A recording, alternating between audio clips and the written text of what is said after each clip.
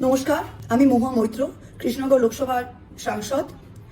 আমি এই ভিডিওটি জ্ঞানেশ কুমার, ভারতবর্ষের মুখ্য নির্বাচন commissioner, chief election commissioner, government of India, তার উদ্দেশ্যে ভিডিওটি বানিয়েছি। আজকে 22শে নভেম্বর, গতকাল 21শে নভেম্বর রাতে রিঙ্কু তরফদার নামে একটি 52 বছরের বিএলও, বুথ লেভেল অফিসিয়াল, যিনি কৃষ্ণনগরের ষষ্ঠীতলায় বাড়ি, তিনি চাপড়া বিবেকানন্দ স্কুলের তিনি পার্শ্ব শিক্ষক ছিলেন। তিনি গত রাত নিজের লাইফ নেন, তিনি আত্মহত্যা করেন। তিনি একটি সুইসাইড নোট রেখে দিয়েছেন। সেই সুইসাইড নোটের কয়েকটি অংশ আমি পড়ে শোনাতে চাই। তিনি কি লিখেছেন? তিনি লিখেছেন, আমার এই পরিণতির জন্য নির্বাচন কমিশন দায়ী। আমি কোনো রাজনৈতিক দলকে সমর্থন করি না, খুবই সাধারণ মানুষ, কিন্তু এই অমানসিক কাজের চাপ আমি নিতে পারছি না। আমি বাঁচতে চাই, আমার সংসারে কোনো অভাব নেই, কিন্তু এই সামান্য চাকরির জন্য এবং আমাদের এইভাবে ভরাডুবির মাধ্যমে থাকতে বাধ্য করছে নির্বাচন কমিশন। আমি একজন পার্শ্ব শিক্ষিকা, বেতন পরিশ্রমের তুলনায় খুবই কম, কিন্তু এরা আমাকে ছাড় দিচ্ছে না। অফলাইনে কাজটি আমি 95% করেছি, কিন্তু অনলাইন আমি কিছুই পারছি না। বিডিও অফিসে এবং সুপারভাইজারকে জানানো সত্ত্বেও আমি কিন্তু কোনো রিলিফ পাচ্ছি না। তিনি আবার লিখেছেন যে এখন আমার সুখের সময়, কিন্তু এখন আমাকে বাঁচতে দিল না।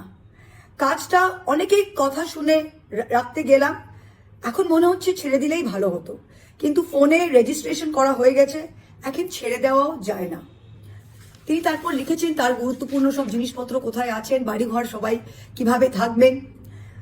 বিএলও কাজ তুলতে না পারলে প্রশাসনিক স্থলে যে আমার পক্ষে চাপ দিচ্ছে, সেটা আমার পক্ষে নেওয়া সম্ভব নয়।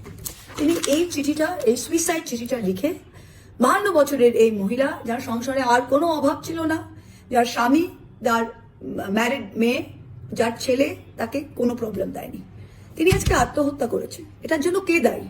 এটার জন্য কেবল নির্বাচন কমিশনার জ্ঞানেশ কুমার দায়ী। 2024 সালে যখন জ্ঞানেশ কুমারের আগে Rajiv Kumar chief election commissioner ছিল, তিনি 3 মাস ধরে সেই ফাটা গরমে, 44 ডিগ্রি গরমে, মে মাস থেকে জুন মাস কেবল বিজেপির কথা রাখতে 3 মাস ধরে লোকসভা ইলেকশন করেছিল, যেখানে 300-রও বেশি ইলেকশন কমিশনের আধিকারিকদের মৃত্যু হয়েছিল। More than 300 people were dead. তখন রাজীব কুমার ভিডিও কলে প্রেস কনফারেন্সে বলেছিল, এটা আমাদের শিক্ষা হয়েছে, এরকম আমরা আর করব না। কি শিক্ষা পেয়েছেন আপনারা? আপনারা তো খুনি, আপনি তো খুনি।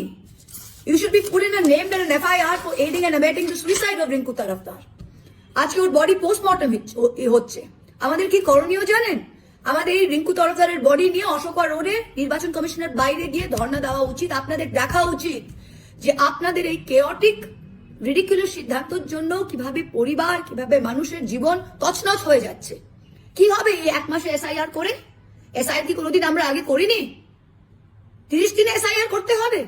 18.5 লক্ষ মানুষ এক একটা লোকসভায়, এক একটা বিএলও কে দিনে ডিজিটাইজ করতে হচ্ছে 120টা ফর্ম মিনিমাম অন অ্যাভারেজ। আপনি পারবেন? আপনার ছেলেমেয়েরা তো সব ডিএম শুনেছি, তারা পারবে? আপনাকে যখন বলা হয়েছিল 17C ফর্ম আপনি আপলোড করেন, তখন বলেছিলেন এই কাজ আমার পক্ষে সম্ভব নয়। আপনি ইলেকশন কমিশন হয়ে 17C ফর্ম আপলোড করতে পারছেন না, আর আমাদের গ্রামে গঞ্জে বুথে সারাদিন খেটে শিক্ষকরা আবার ডবল ডিউটি 8 ঘন্টা 10 ঘন্টা করে দিনে 100টা 150টা ফর্ম ডিজিটাইজ করবে। খামখেয়ালি পেয়েছেন?